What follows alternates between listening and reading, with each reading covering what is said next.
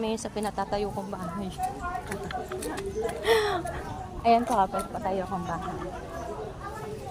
Sa pangarap. Pinapatay yung bahay ni Ate Dory.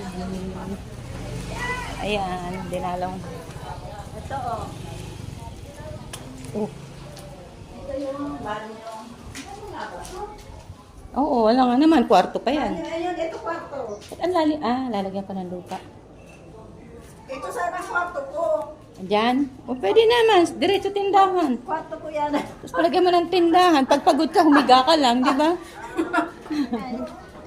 Di ba? Kasi may baboy yan eh. Hindi pwede magtinda.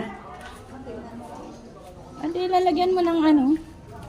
Lalagyan mo ng parang ano lang. Kaya ito hindi pa na na flooring. Kasi dito idadaan niya yung nandito yung abang ng yung, ayan o. May landing siya. Parang nipis naman. Tet kami.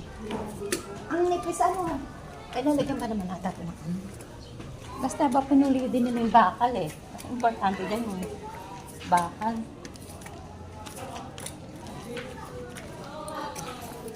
Malaki-laking gastos pare. Malaking gastos pa. May CR din sa loob. Meron. Ala ko Ito. kwarto. CR ito.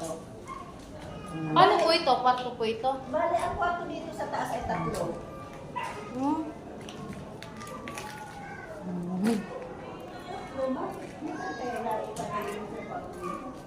Baka dyan sa ano.